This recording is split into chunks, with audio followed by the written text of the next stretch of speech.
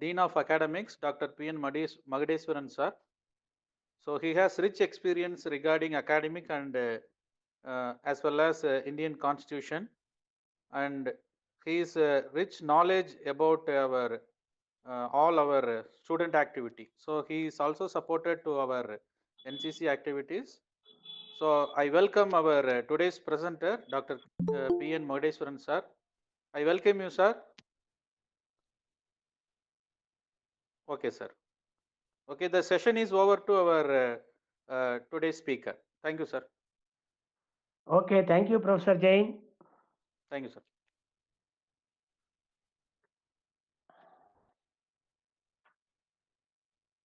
Good evening, friends. I am happy our Professor Jain, a patriotic person, a responsible citizen of India, and a person with a lot of humanism, is leading you and taking care of you as NCC program officer. So, first of all, I would like to thank our NCC program officer, Professor Jainul Abudin, and the student coordinators, Sriram, and other friends. Good evening to every one of you. My friends, I am so happy.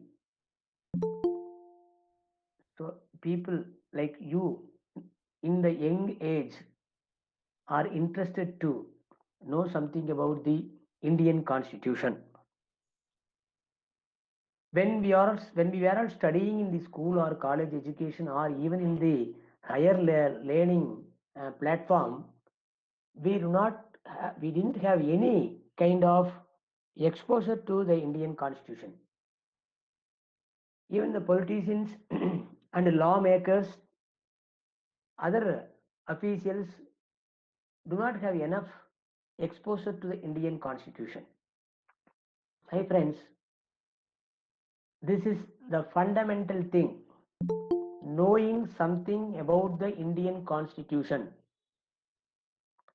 learning at least a few basic structure of the about the basic structure of the Indian Constitution are must for every citizens of this land. My friends, when we talk about the land, this land, I am not talking about the whole India. I am not talking about the Himalayas, or I am not talking about the Kanyakumari region. When I say India, that is the piece of land where you land on. That is your India.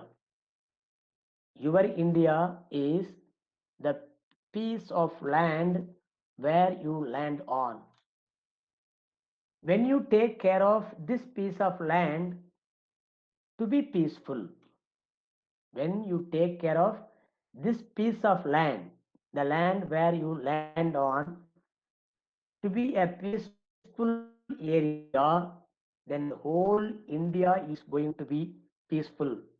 That means if all the 130 crore people are taking care of their India, the India or the land where they land on, then the whole India will become a peaceful land and will become an example for the universe. That is the thing, my friends. If you take care of the land where you land on means in all aspects, 360-degree view, I am telling. Environmentally, if you take care of your land, the land where you land on, then there won't be any environmental pollution. If you make this part of the land peaceful, without conflicting with others, without approaching others with prejudiced views, either on the basis of the language or linguistic chauvinism or religious narrow mindedness, or caste, greed, anything it may be. If you want to take care of this land, you have to take care of the land where you land on. That means that piece of land should be free from all these things. You don't want fire on the land where you land on. You don't want thorns on the land where you land on. You don't want anything except the peace, the land where you land on. In that context, if you take care of it, why I am telling this?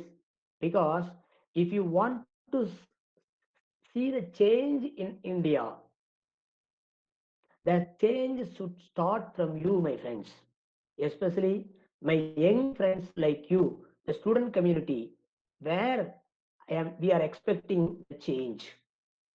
Don't give advice to anyone else to change, or don't give a guidance to anyone else to follow. Simply, you yourself take care of. You get rid of all these things. Then you will make this piece of land a peaceful area of the whole world. For that purpose, my friends, you should have fundamental knowledge about the Indian Constitution, because the Indian Constitution envisages all these qualities. If you read the preamble, clearly it states the quality which are expected from the citizen of India. My friends, the preamble itself is enough. If you are able to remember the preamble, then it is very easy for you to understand the thought processing of the architects of the Indian Constitution, like our beloved Ambedkar ji. My friends, you know, Bhimarao Ambedkar ji is the chairperson of the Indian Constitution. There are so many people in that as a member, but he was the pillar and he was an architect of Indian Constitution. That's why he is remembered as the father of the Indian Constitution. Now, professor like Jain and others NCC students are taking the lead to create awareness among the student community as well as to the public about the Indian Constitution.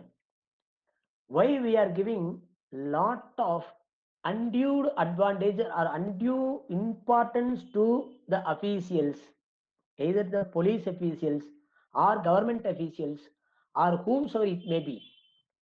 Why we are giving undue importance, undue respect also? Why this happens? Because we have very limited knowledge about the Indian Constitution. Since you don't know the rules of this land, you are getting fear when you see a policeman on the corner of the road. When you see the traffic police, automatically you are checking your pocket whether you are having the license or not. That is good, no doubt in it. But why do you have fear? Because of the ignorance of Indian Constitution. So the central government has taken a lot of steps to improve the awareness among the people of India. So they have started from the student community through NCC. My friends, this government gives a lot of importance to NCC. Few times I have read it in the newspaper. The Prime Minister himself talked about the NCC students and the importance of the NCC cadres for this country, not only for the internal security but also for the protection from the external forces. For that purpose, Prime Minister told we have to strengthen our NCC cadres. Especially, he has asked to start many new NCC units in the colleges and schools. Especially, he have given trust to the northeastern governments to start the NCC compulsorily in all the schools and colleges. Why the Prime Minister of India gave this much importance to NCC? Because NCC, a cadre is in the NCC, automatically he will become the constitution abiding citizen of India. He will respect the rule. He will respect the land. This soil he will respect. Such kind of awareness is inculcated to the young minds through NCC. My friends, this kind of activities are mandatory even for the higher studies in the countries like Singapore. So here it is not possible because we have limited source and limited number of NCC units.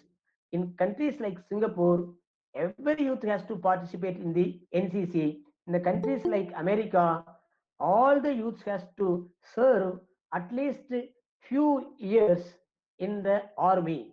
Why they are compelling it? Then only there will be a patriotism among the citizens.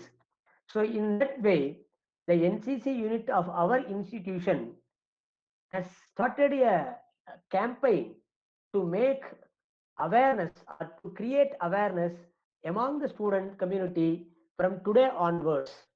So today in the college also, our NCC program officer, Professor Jain, has organized a small program for the faculty members.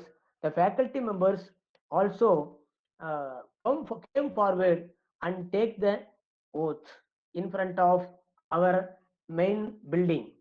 So how it all happens? For the past many years, this not happened in our institution. I know from 2012 onwards.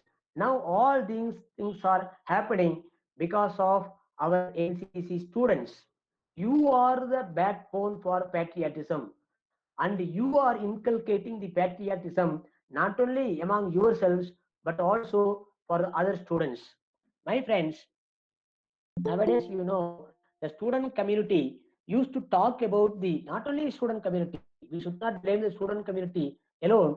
The most of the people talk about our rights, but the irony is, without knowing anything about the rights, that is fundamental rights envisaged in the Constitution of India, we talk much about rights, but we do not know anything about the fundamental rights given and also fundamental duties given in the Constitution. How many of us will be able to give answer the following question? Who gives us these rights? First point, who gives us these rights? How was it formed? Why was it formed? How many students or how many people, even the lawmakers of India, hundreds and thousands of lawmakers are in India, MLAs, MPs, and so many government officials. All the lawmakers you can take, how many of them knows all these things? So, rightly, the NSCC unit of our college has started this program. I am happy, my friends. We have already introduced the Indian Constitution as a mandatory subject for our students. That step has been taken by us as an Dean Academics. I have made this course as mandatory course for all the second year students in the third semester. And coming to the fourth semester, the students should know humanism. What is the human values? What do you mean by universal brotherhood? For that purpose, another course has also been introduced in our curriculum. Most of my friends knows all these things. So what is a constitution? A fundamental principle, a set of fundamental principles, established procedures according to which the state or other organizations is governed. Indian Constitution, my friends, today is the 70th anniversary of or 70th Constitution Day. Exactly 70 years back in the year 1949, November 26, the Constitution was adopted by the Constituent Assembly. My friends, I have already informed to you when I have taken the classes for our second year students about the Indian Constitution, our Indian Constitution got a special status. No other constitution has been recognized or has been safeguarded like our Indian Constitution. Our Indian Constitution, the present Constitution, cannot be thrown away by any government whomsoever comes to the power. How much majority they have, no matter, it's not possible for them to throw it away, because it is not passed by the parliament like today's parliament. It was adopted by the constituent assembly, specially constituted by the central government to adopt or to pass the Indian constitution. So in that way, Indian constitution is the uh, good plus point when compared to other Indian constitutions. But you know, my friends, even it has been adopted as an Indian constitution in the year 1949, but it came into effect on 26th February 1950. But after that, we are celebrating the 26th January of every year as Republic Day. I told you that day India became Republic India. I told you, my friends, when we have discussed about the Indian Constitution, the Indian Constitution class, our motherland name is not simply India, it is Republic of India. That we have told everywhere, anywhere you go, you have to ask our friends, what is the name of our country? If they say India or if they say Bharat, don't leave them. Please inculcate this knowledge. Yes, you are saying partly correct. The full name of our country is Republic of India, not Bharat, not just India. It is Republic of India. Why we have given this name? Because India became Republic country in the year 1950. That's why that name comes into effect. My friends, today also we have read, our faculty members read the preamble of Constitution of India. Our Constitution of India, you know, my friends, it is a long, lengthy constitution. It is the written constitution. Americans in those days do not have the written constitution. Even the British, who are considered as the forefathers of the democracy, they do not have the single written constitution for the entire regime ruled by the British people. But the country India, even though the land wise it is vast, there are so many linguistic language speaking peoples are there. You know, my friends, it is not very easy to give a single constitution for this kind of vast land. As I told you, even in the classroom, I used to mention this. There are so many languages, so many dialects in the country, and so many religions, so many spiritual practices are in this motherland. But everybody has accepted the Constitution of India as their constitution, because the constitution is constructed or framed in such a way that everyone accepts the constitution without any murmuring. That is the greatness of the Indian constitution.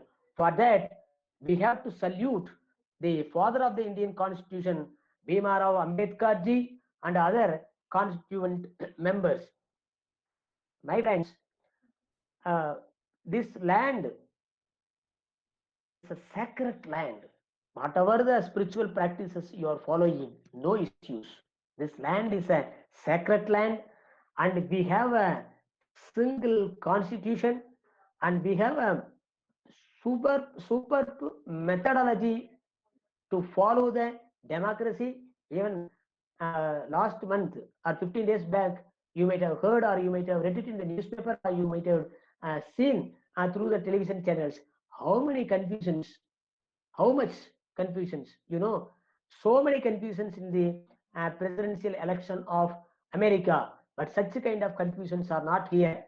So that is the greatness of the Indian constitution, my friends. These are all the things, my friends.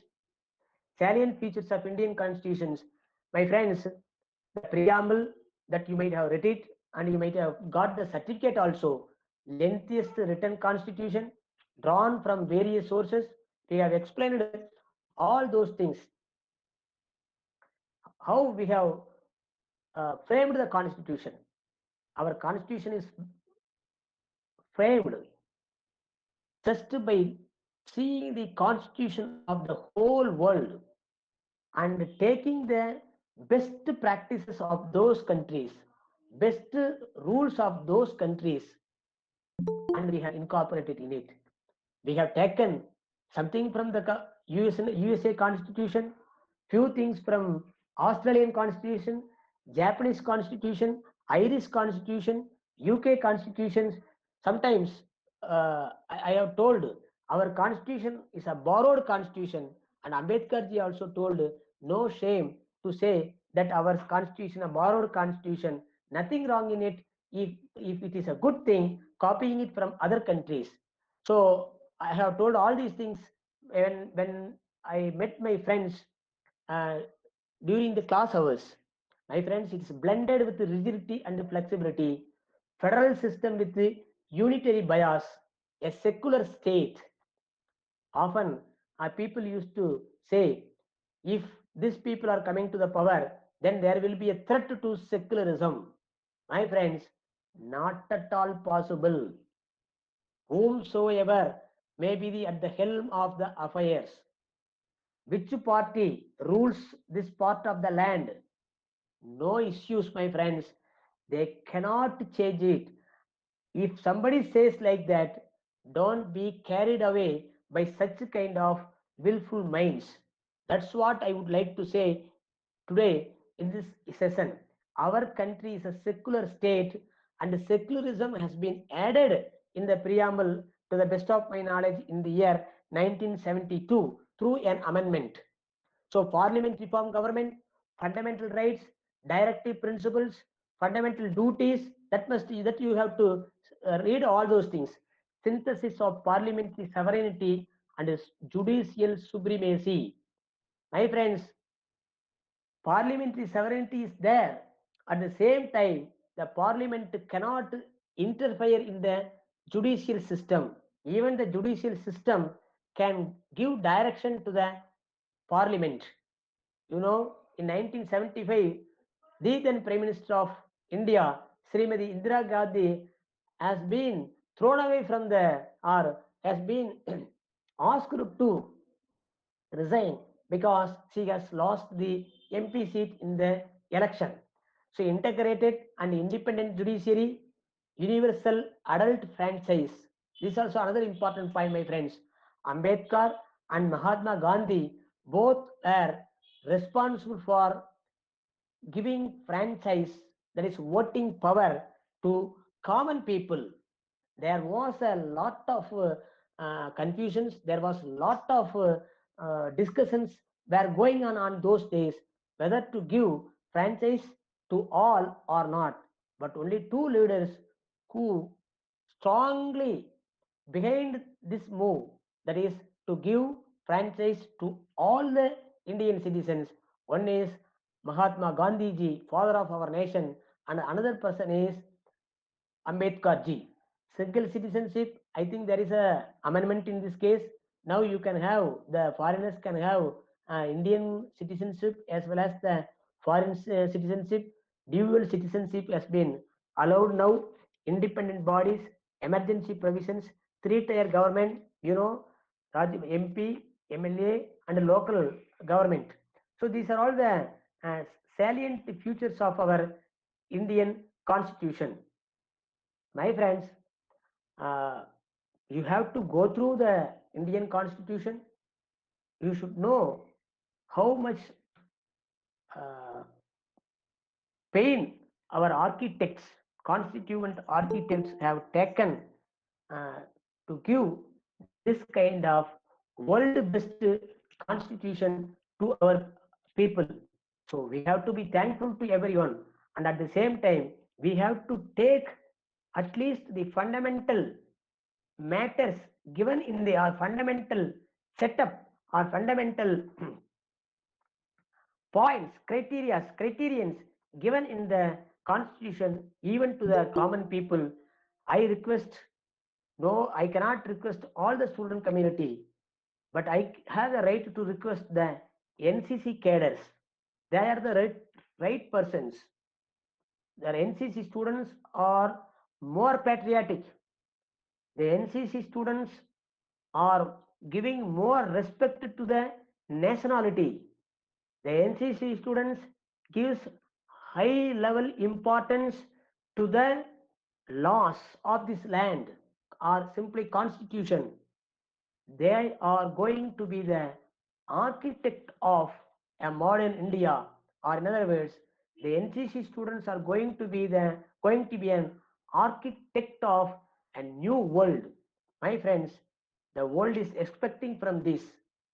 Behaving like anything, that anybody can do it, but behaving properly, very difficult. I know NCC students always used to behave properly because such kind of mental concepts they are having. I thank personally for the students who have taken or who have volunteered to be the member of NCC unit of our institution. And after taking the charge, our Professor Jain have taken lot of pain to implement the schemes given by the central government. I tell you, all my friends, I assure you, whatever programs you people are organizing, we will be with you. I will see that the whole administration is with the NCC unit of our institution. So, in this day, I would like to thank the architect of the Indian Constitution, architect of our country, and our freedom fighters with very big salute to all these peoples, and another salute to our NCC students. Uh, I thank, with all these things, I thank all the participant and NCC unit organizers, student organizers, and especially Professor Jain, the faculty advisor for the NCC unit, for giving me this kind of opportunity. Thank you, my friends. Thank you very much. Thank you, sir. Yes, thank you, Professor. Thank you. It is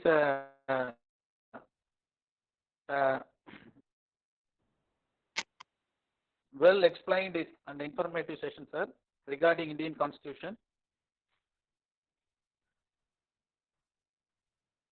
Thank you for all the participants, NCC cadets, faculty members from our HiSET and other NCC units, cadets from other colleges also. So thank you for the student coordinator and our NCC D1 flight, 2TN ASCOD NCC, Hindustan College also. Thank you. Thank you for the Indian Constitution faculty member also for joining this session. Thank you, sir. Thank you for your wonderful session, sir.